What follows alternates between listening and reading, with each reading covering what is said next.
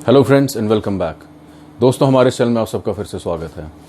Friends, अपने पिछले video में हमने बात की थी स्टार्ट की मेमोरी एलिमेंट्स के बाद, यानी कि फ्लिप फ्लॉप्स और शिफ्ट रजिस्टर्स के बाद next level of memory storage, यानी जहां पर हम क्लासिफाई कर सकते हैं इलेक्ट्रॉनिक मेमोरी को, वो क्या है। यहां पर हमने बात की थी रैंडम एक्सेस मेमोरी की, और आपको मैंने मेमोरी रैंडम एक्सेस मेमोरी के दो टाइप्स के बारे में बताया था, static RAM, static random access memory, और डी रैम यानी कि डायनेमिक रैंडम एक्सेस मेमोरी। अब दोस्तों, इंटरनल स्ट्रक्चर एक रैम का कैसे होता है, यह जानना आपके लिए बहुत जरूरी है, यह समझने के लिए कि एक्चुअली में प्रैक्टिकल बेसिस पे किस तरीके से डेटा स्टोर किया जाता है। तो दोस्तों, अपना ध्यान आप ले जाइए इस ड्राइंग के ऊपर, इस डायग्रामेटिकल रिप्रेजेंटेशन के ऊपर।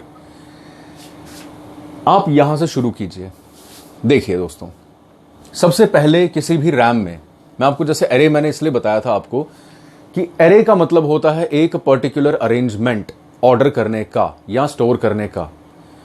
ये जो एरे होता है दोस्तों, ये एक ऑर्डर्ड अरेंजमेंट इसलिए जरूरी है हमारे लिए ताकि जो स्टोरेज हो सके वो किस चैनल से हो रहा है, किस तरीके से 0 या किस तरीके से 1 स्टोर होता है रैंडम एक्सेस मेमोरी में। ये जानने के लिए हमें एरे स्ट्रक्चर का जानना जरूरी था। फॉर एग्जाम्पल, जो मैंने यहां पर अभी रिप्रेजेंट किया है इंटरनल स्ट्रक्चर एक रैम का, दोस्तों ये एक 4x4 रैम है।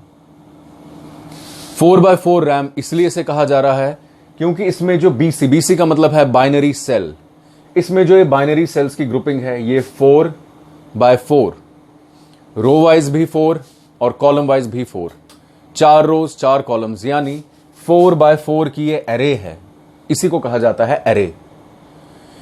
ये जो 4x4 की एरे है, यानी total number of binary cells यहां पर हैं 16। ये जो 16 बाइनरी सेल्स हैं, बाइनरी सेल का मतलब है दोस्तों वो सेल, वो मेमोरी का सबसे छोटा यूनिट जहां पर 0 या 1 स्टोर होगा, या जहां पर इनपुट दिया जाएगा और जहां से फिर आउटपुट लिया जाएगा।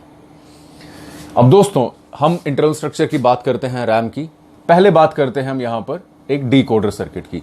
डीकोडर सर्किट्स के बारे में और इनकोडर सर्किट्स के बारे में हम इन डिटेल अपने आने वाले वीडियोस में बात करेंगे, लेकिन फिलहाल आपके लिए जानना यह जरूरी है कि दोस्तों, एक डीकोडर सर्किट वो सर्किट होता है जो इलेक्ट्रॉनिक डिवाइसेस में जब भी हम कुछ इनपुट फीड करते हैं उसे कन्वर्ट करता है एक पर्टिकुलर फॉर्म से दूसरी पर्टिकुलर फॉर्म में। यानी फॉर एग्जांपल, हमने कोई भी डेटा दिया, कोई भी नंबर या कोई भी इनपुट हमने फीड किया, वो इनपुट जरूरी तो नहीं कि वो बाइनरी में हो, लेकिन हमें आउटपुट जो उससे मिलेगा वो बाइनरी में होना चाहिए, क्योंकि हमें ड्राइव करनी है आगे बाइनरी सेल्स। यानी एक ऐसा इलेक्ट्रॉनिक सर्किट जो इंफॉर्मेशन फीड हो रही है, इलेक्ट्रॉनिक करंट्स की शेप में हो या किसी भी शेप में हो, ये उन पल्सेस को कन्वर्ट कर रहा है यहां इस केस में इनटू 8421, यानी कि बाइनरी कोड में। बाइनरी कोड से मेरा मतलब है जीरोस और वंस में। क्यों कर रहा है? क्योंकि वही जीरोस और वंस की शक्ल में यहां पर डेटा स्टोर होने वाला है। अब दोस्तों, ये डी कोडर, यहां मैंने 2x4 इसलिए लिखा है बिकॉज इसके एक्चुअली में 2 इनपुट्स हैं। 2 इनपुट्स, ये इनपुट ले रहा है 2 इनपुट्स और दे रहा है हमें आउटपुट्स 4 आउटपुट, यानी 2 इनपुट 4 आउटपुट। इसलिए इसी वजह से इसको 2x4 डीकोडर कहा जाता है। अब डीकोडर सर्किट जो है दोस्तों, यहां से ऑपरेशन स्टार्ट होता है। यानी सबसे पहले है एड्रेस इनपुट्स। एड्रेस में आपको बता चुका था दोस्तों पिछले वीडियो में कि एड्रेस लाइंस जो होती हैं वो हमें यह डिसाइड करने में मदद करती हैं कि कौन सा वर्ड, यानी कि बिट्स का कौन सा ग्रुप उस सर्किट लोकेशन में कहां पर स्टोर्ड है, यानी कौन सा वर्ड कौन सी सेल में स्टोर हुआ है या कितनी सारी सेल्स में हुआ, उसकी लोकेशन क्या है, वो हमें पता चलता है एड्रेस लाइन से, यानी एड्रेस इनपुट से। ये दोस्तों मेमोरी इनेबल पिन है, यानी कि ये पिन डिसाइड करेगी कि क्या स्टोरेज होगा या स्टोरेज नहीं होगा। अगर ये pin let's say set condition में है या किसी पर्टिकुलर कंडीशन में है तो डेटा स्टोर होगा, अगर हम इसे रीसेट कर दें तो डेटा स्टोर नहीं होगा, वो ऑपरेशन रुक जाएगा। आउटपुट्स हमने यहां से लिए हैं 4। फॉर एग्जाम्पल, यहां पर हमने दोस्तों हम 4 वर्ड्स, यानी कि हम लेट्स से 0110, हम 4 बिट्स की, या 1110 या 1111 या 0000, या हम 4 ग्रुप्स, 4 बिट्स के ग्रुप्स की बात कर रहे हैं, एक निबल की बात कर रहे हैं। यानी अब ये एक जो वर्ड है यहां पर जो हमें यहां स्टोर करना है, वो हमने उसकी नंबरिंग हम कभी ऐसे नहीं करेंगे दोस्तों कि हमें 1 2 3 4 चाहिए, बिकॉज हम डेसिमल नंबर की बात नहीं कर रहे, हम बाइनरी नंबर सिस्टम की बात कर रहे हैं, जहां पर कोई भी ऑपरेशन, आपको याद होगा 2 raised to power 0, then 2 raised to power 1, then 2 raised to power 2, then 2 raised to power 3 and so on। 2 raised to power से मतलब है क्योंकि एक बाइनरी सिस्टम है, इस नंबर सिस्टम की बेस होती है 2। क्यों होती है 2? क्योंकि यहां सिर्फ 0 और 1 की शक्ल में डेटा या इंफॉर्मेशन प्रेजेंट होती है।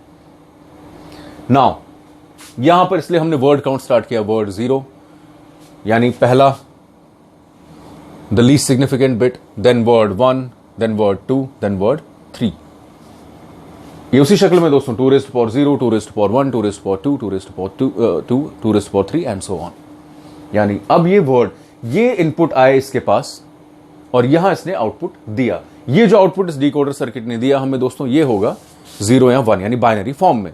अब ये जो बाइनरी फॉर्म में डेटा हमें मिला, यही होगा ये मेमोरी इनेबल पिन अगर सेट है, यानी एक पर्टिकुलर कंडीशन में है, स्टोरेज कंडीशन में है, यानी अब यही डेटा यहां पर स्टोर होगा। इनपुट देने की जो लाइंस है दोस्तों, वो ये 4, ये आप देख रहे हैं, क्योंकि हम 4x4 एरे की बात कर रहे हैं, 4 इनपुट और ये हैं 4 आउटपुट्स। यहां हमने लास्ट में ऑर गेट्स लगा रखे हैं।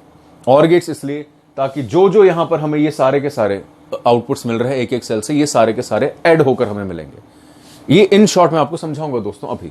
जैसे फिलहाल आप ये समझिए कि डिकोडर सर्किट है, ये हमारा जो हमारे पास इनपुट आ रहा है, लेट्स से एड्रेस लाइंस क्या होंगी, या हमारे पास में मेमोरी इनेबल है या नहीं है, ये हमारे पास इनपुट कंडीशंस आई।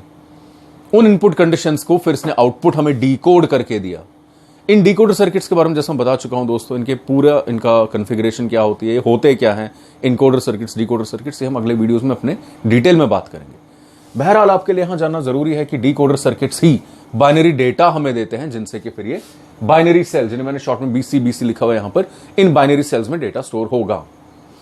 अब देखिए दोस्तों, ये है इनपुट। आप लाइन वाइज इसे समझने की कोशिश कीजिएगा। यहां से हमने दिया इनपुट डेटा, ये जो मैंने यहां दिया हुआ, ये है इनपुट डेटा के लिए 4 टर्मिनल्स हमारे पास। ये इनपुट डेटा हर एक बाइनरी सेल से एक पर्टिकुलर कॉलम में, देखिएगा 4 इनपुट्स हैं और एक पर्टिकुलर कॉलम में जितनी ये 4 की 4 बाइनरी सेल्स है, इन सब से कनेक्टेड है। पहले इससे, फिर इससे, फिर इससे, फिर इससे। ये आ गया इनका एक इनपुट। दूसरा जो इनपुट है दोस्तों, वो है यहां पर, क्योंकि हम रैम की बात करें जहां पर रीड और राइट दोनों ऑपरेशंस पॉसिबल हैं, ये आ गया रीड या राइट करने का इनपुट। यानी एक टाइम पे क्या ये रीड करेगा, यानी क्या इन मेमोरी सेल से आउटपुट लिया जाएगा, क्योंकि मैं आपको बता चुका हूं दोस्तों, रीड करने का मतलब है मेमोरी सेल से आउटपुट रिट्रीव करना, वापस लेना, और राइट करने का मतलब है इनपुट देना, इनमें इंफॉर्मेशन स्टोर करना। यानी जब ये राइट ऑपरेशन इनेबल होगा, जब राइट करेगा ये सर्किट, राइट ऑपरेशन करेगा, उस टाइम पर आउटपुट लाइंस बंद हो जाएंगी, क्योंकि हमें आउटपुट लेना नहीं है, हमें तो इन मेमोरी सेल्स में इनपुट देना है। राइट ऑपरेशन के टाइम इनपुट एक्टिवेट होगा, रीड ऑपरेशन के टाइम इनपुट बंद हो जाएगा, आउटपुट एक्टिवेट होगा। क्यों? क्योंकि रीड का मतलब है इसमें जो डेटा स्टोर था, अब हमें वो आउटपुट चाहिए। तो ये रीड और राइट लाइन, ये दोनों फंक्शंस एक ही लाइन पर होते हैं, एक साथ कभी नहीं, लेकिन एक ही लाइन। जब रीड ऑपरेशन इनेबल होगा, यानी जब रीड होगा तब राइट नहीं हो सकता, जब राइट हो रहा होगा तब रीड नहीं हो सकता। लेकिन क्योंकि रैंडम एक्सेस मेमोरी जिसमें कि रीड राइट दोनों है, यानी दोनों ऑपरेशंस पॉसिबल हैं अलग अलग टाइम पे। ये है दूसरा इनपुट। पहले तो था दोस्तों एक इनपुट जो इस कॉलम में गया, दूसरा इनपुट जो इस कॉलम की सारी सेल्स में ये जा रहा है, फिर है इसी एक सेल की, फिलहाल अगर हम एक एक सेल की बात करें, अब इसी सेल को देख लेते हैं। एक इनपुट तो ये आया इसके पास, दूसरा इनपुट जो इस रो की सारी इनमें बाइनरी सेल्स में जा रहा है, वो है ये रीड और राइट। ये ध्यान से देखिएगा दोस्तों, पहले तो ये यहां पर गया, फिर यहां, फिर यहां, ये दूसरा इनपुट है। इसी तरीके से ये रीड राइट फिर अगली बाइनरी सेल में ये जा रहा है, ये यहां से यहां तक, ये देखिएगा ये रीड राइट है, यहां पर एक ब्रांच में गया, सारी चारों की चारों बाइनरी सेल्स में इनपुट हुआ। इसी तरीके से फिर नेक्स्ट पर गया, सारी की सारी बाइनरी सेल्स में यहां पर इनपुट हुआ, और फिर ये फाइनली लास्ट का जो हमारे पास रो बचा था, उसमें चारों की चारों बाइनरी सेल्स में इनपुट हुआ। ये आगे रीड राइट लाइन हर किसी में ब्रांच ऑफ हो गई। इनपुट 4 अलग अलग, पहला इनपुट 4 इस कॉलम की 4 में, दूसरा इनपुट लाइन इस कॉलम की चारों में, तीसरा इनपुट इस कॉलम की चारों में, चौथा इनपुट इस कॉलम की चारों बाइनरी सेल्स में इनपुट हुआ। यानी अब तक हमने इस इनपुट और इस रीड राइट इनपुट की बात की। अब दोस्तों वर्ड, क्योंकि वर्ड अल्टीमेटली अब हमें डेटा तो स्टोर करना है, ये तो हमने इनेबल लाइन दे दी कि रीड ऑपरेशन होगा, राइट होगा, इनपुट दे दिया हमने, फीड कर दिया वहां से। अब लेकिन जो वर्ड हमें यहां डिकोडर पर मिला, for example word 0, word 0 input हो रहा है पहली इस एरे की पहली रो के साथ। ये देखिए वर्ड 0 एक इनपुट, वर्ड 0 दूसरा इनपुट, वर्ड 0 फिर तीसरा सेल का इनपुट और वर्ड 0 चौथी। इसी तरीके से नेक्स्ट वर्ड 1 अगली एरे का इनपुट, ये एक इनपुट, फिर दूसरी सेल का इनपुट, फिर तीसरा, फिर चौथा। फिर वर्ड 2 तीसरी रो का इनपुट, ये आया वर्ड 2। ये देखिएगा वर्ड 2 यहां से डिकोडर सर्किट से एक सेल में, फिर दूसरी में, फिर तीसरी में, फिर चौथी में। ये 2 ये सारे के सारे वर्ड्स, 0 जो है ये सिर्फ और सिर्फ पहली रो में इनपुट होगा। नेक्स्ट वर्ड जो है नेक्स्ट एरे के रो में इनपुट होगा। तीसरा वर्ड थर्ड वाले इसमें इनपुट होगा, थर्ड वाले रो में जितनी बाइनरी सेल्स हैं। और जो चौथा है ये 3, ये फिर चौथे जो हमारे पास रो है उसके बाइनरी सेल्स में। आपस में इंटरमिक्सिंग नहीं होगी।